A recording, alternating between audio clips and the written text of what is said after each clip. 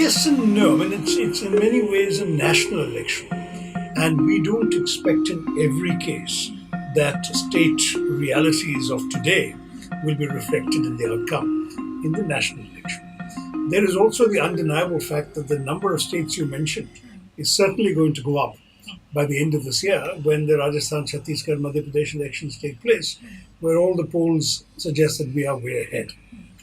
The final thought worth making is that what are the 2019 elections about? It is about what kind of national government people want to live under.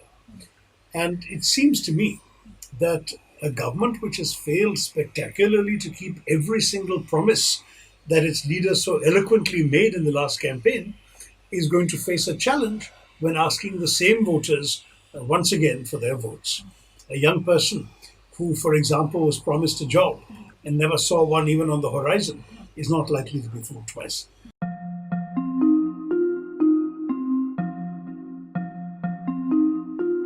I think it's been very clear, and frankly, it's something that I've been saying for the last 4 years on the bit, which is that we need a clear signal from the top, taking refuge behind the idea that law and order is a state subject and therefore it's not the central government's concern, is appalling because it is absolutely beyond debate that the forces that have been emboldened by the victory of the BJP and Modi, the forces that are loosely described as the Sangh Parivar, are the ones behind all of this. The Gaurakshak societies are essentially parts of the Sangh Parivar and their fellow travelers.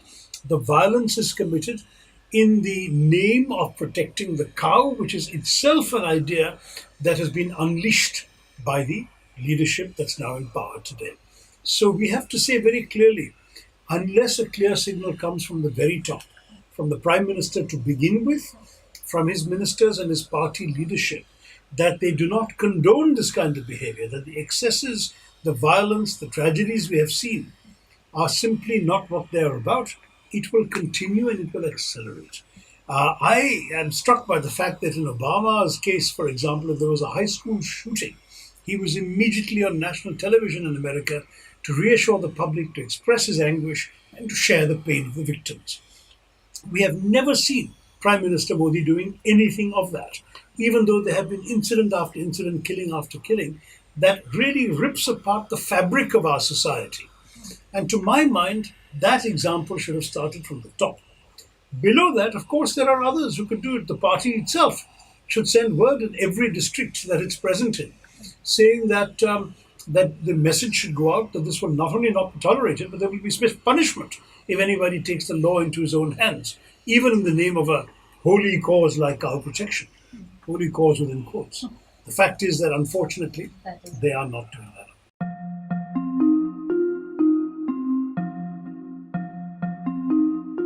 Look, I believe it was spontaneous, but I think it actually had a tremendous effect on the narrative because the way the media works, the next day stories, whatever Rahul Gandhi had said, would have all been about Mr. Modi. That's the way we have seen in the mainstream media now for some time in the last 4 years.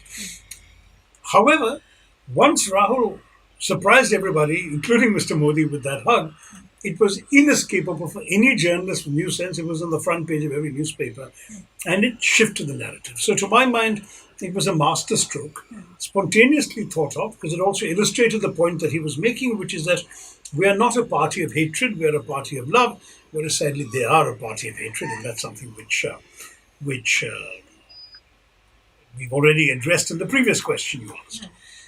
My gut instinct on all of this, by the way, is that the nation has at least two kinds, and possibly more, but two kinds of voters looking at that. Those who think through the issues, analyze them, read the newspapers like the Hindu, and come to their independent conclusions. And then there are those who are carried away by impressions, whether it's impressions on television, impressions on WhatsApp, impressions of Facebook memes and posts and so on. And maybe their feeling is more gut or even more superficial if you want. It may not be particularly cerebral, but that too becomes an extremely important element of our voting bank. And I think Rahul Gandhi reached them all through his gesture.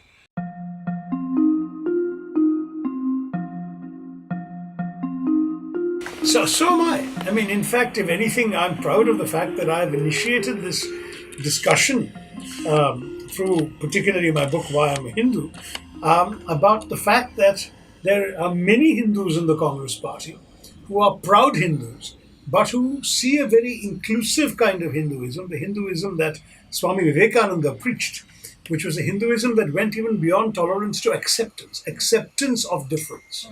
And to my mind, that is key to the kind of Hindu ethos that has made Muslims and Christians and Sikhs and Jews and Jains and everyone feel safe in our country. Because they knew that this overwhelming majority of Hindus accepted them and accepted their right to be who they were. So that is first of what I'm saying. Secondly, the two statements that you paraphrased. Number one, in a speech in which I was asked to address by the organizers the topic of challenges to Indian democracy and secularism. The biggest challenge to Indian democracy and secularism clearly is the rejection by the BJP Sangh Parivar ideologues of the entire constitutional basis for Indian democracy. They have taken the view that this country needs a Hindu Rashtra. In fact, Deen Dayal Upadhyay, who is the ideologue whom Prime Minister Modi most refers to, and Prime Minister Modi had even instructed every single ministry of the government to hold a seminar on the thoughts of Deen Dayal Upadhyay. This gentleman, who is in many ways an interesting intellectual figure and somebody I've engaged with in my book, he said specifically that the constitution should be torn up and discarded on two grounds. First, that it's full of imported Western ideas written by Anglophile lawyers in the wrong language. And that happens to be true. There's nothing we can do about it, but that's one objection. The second and more far reaching objection is that the constitution should be discarded because it rests on a false premise. What is that false premise? He says it has the wrong idea of what is a nation. The constitution assumes that the nation called India is a territory called India and all the peoples living on it. Wrong, he says, a nation is not a territory, it's a people. And the people of India are the Hindu people. And the constitution should have been written for the Hindu people and for the Hindu Rashtra.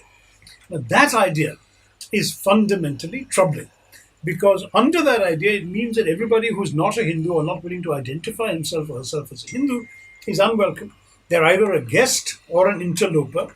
And aside from Jews and Parsis, whom the Hindu Rashtra elements are quite willing to accept in their midst, the others, notably the Muslims and Christians, have a real sort of acceptance problem, to put that, to use Vivekananda's word, with these people.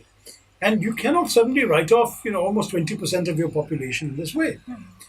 To my mind, it's a very dangerous idea.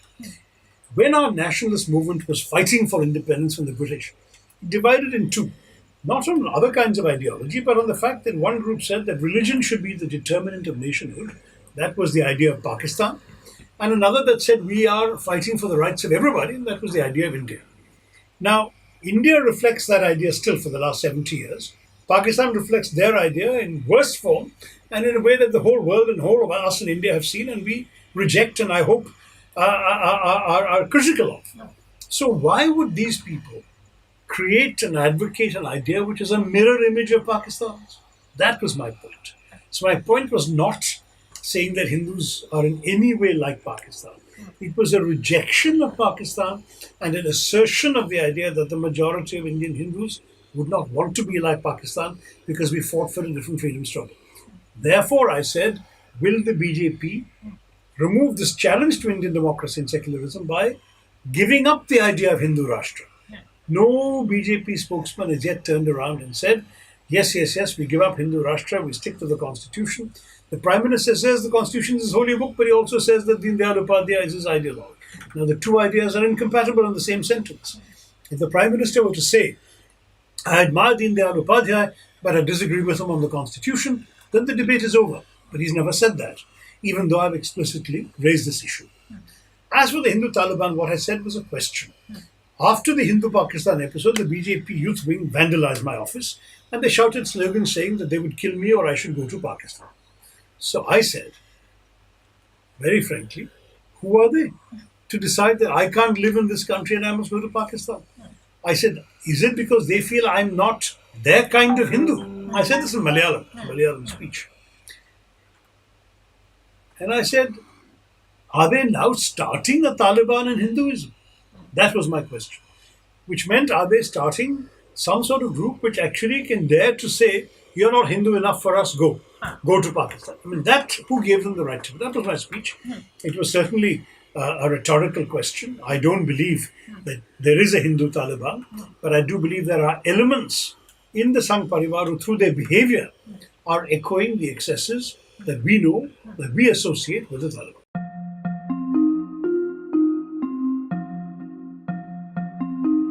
So that's the very important thing. The BJP is competing for the Hindutva votes. Hinduism is not Hindutva. Hinduism is a religious identity of 80% of our population. Hindutva is a political ideology of, I dare say, 20% of our population. I think the 31% Mr. Modi got included a certain percentage of people who said he is the CEO of Gujarat Inc. and he's going to be the general manager of the Indian economy if we make him Prime Minister. They were not Hindutva inclined. Hindutva is a political ideology. I don't agree with it. They don't agree with me. Put them aside. It may be that those 20% who believe in Hindutva are part of the 80% who are calling themselves Hindus. But there is another 60% of Hindus who haven't either thought about it very much or who are being deceived into believing that as good Hindus they must support Hindutva. We need to fight that. And the only way we can fight it is not by ceding space to the BJP to assert that this entire struggle is between good Hindus and godless secularists. Because once you're on that wicket, the godless secularist will never prevail over the good Hindu in seeking the votes of other Hindus. So what I would say is, we are secular in the sense that we want the state to be distant from religion. We are secular in the sense that we don't want a Hindu Rashtra. But that does not mean that we have no personal religion ourselves. There are very many Hindus in the Congress party. Arguably, as with the rest of India, we have a majority who are Hindu in the Congress party. But as Congress people, their Hinduism is a Hinduism of acceptance. Their Hinduism is a Hinduism that coexists with people of other faiths. And such Hindus would be ashamed of people lynching an innocent young man on the grounds of his religion, or the grounds of the cap on his head, or the grounds of the meat he is carrying or transporting, or the fact that he's herding cows, all of which have happened. These are 4 different cases in the world. So my answer is that don't we need, as Hindus, to reach out to those Hindus who, when their conscience is stirred, would agree with us and not with the Hindutva brigade. So, to my mind, the argument that we have Hindus too, Rahul Gandhi goes to Shiv temples, Shashi Tharoor writes a book saying why I'm a Hindu, every congressman refuses to disavow his faith. In the literal dictionary sense of secularism, that does not apply to us because we are religious in our personal life. The word secularism applies to the constitutional and civic life of India. But in our personal life, many of us are religious and are not ashamed of being religious. As religious people, however, we have to ask ourselves, what is our religion? What does it stand for? What does it represent? I want to neutralize their argument that because they go to temples, they're the only good Hindus. All of us would go in private and not talk about it publicly very much because the Hindu idea basically is that religion is an intensely personal matter. That it's between you and your idea of the divine, your idea of your maker, your idea of the cosmos, the Brahman that you're seeking to attain. Today, that by default cedes that entire space politically to the Hindutva right. And because as a genuinely believing Hindu, I don't agree with Hindutva. And I think Hindutva is a distortion of my faith. I want to challenge that.